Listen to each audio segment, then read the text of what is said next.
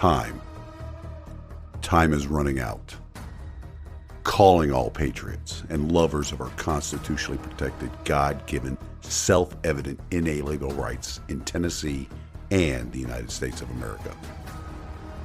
If you are sickened by the liberty-eroding activities of a government that hates you, then it is time to wake up. If you are fed up with the tyrannical leadership on display by all levels of government, now is the time to listen to your reveille call.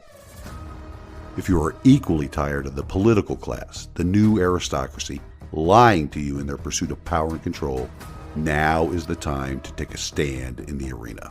Please welcome your host, Larry Linton, U.S. Navy veteran and candidate for Tennessee House of Representatives, to the Liberty, Leadership, and Lies podcast.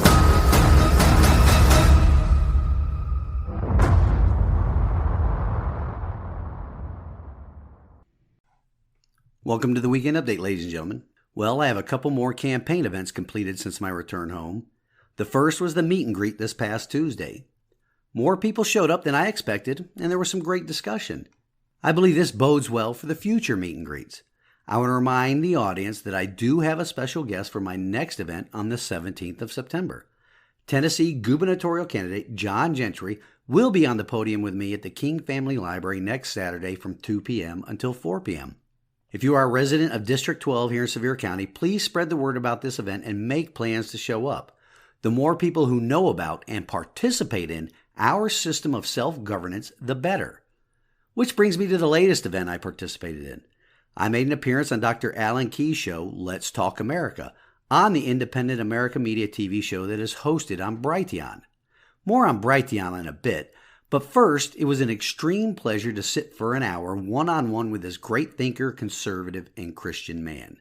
We discussed my campaign and the state of affairs in our constitutional republic. As a matter of fact, I will air the audio of that appearance as next week's episode, or maybe as two separate episodes based upon its length. The primary reason I will be doing that is because I cannot share the video on my Facebook, Instagram, and Twitter social media pages. The masters of the digital universe at those sites have determined that content from Brighteon is harmful to the public. Much like they determined that Hunter Biden's laptop was Russian disinformation, despite knowing that it was not. Or, more correctly, the Federal Bureau of Investigation informed social media companies that information from Hunter's laptop was Russian disinformation. Misinformation.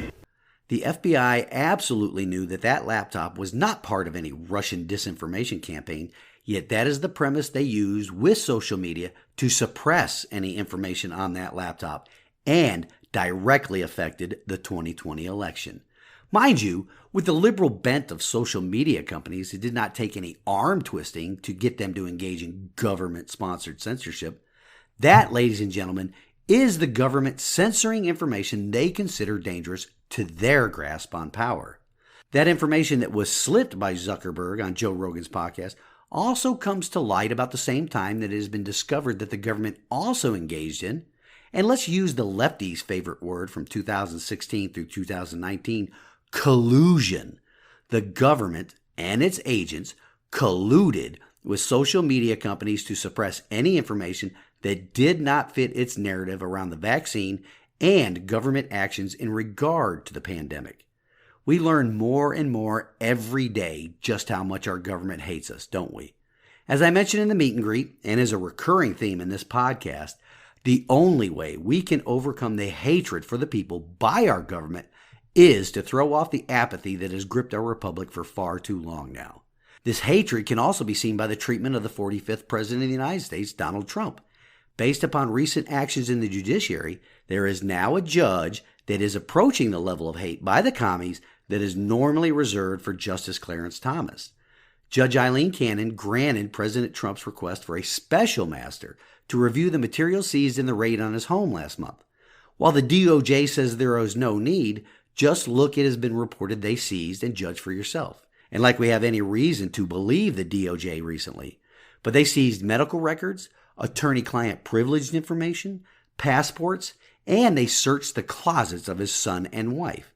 You know they just grabbed everything and anything in their mad search for the material that exposed their malfeasance in the Russian collusion hoax they forced on the American people.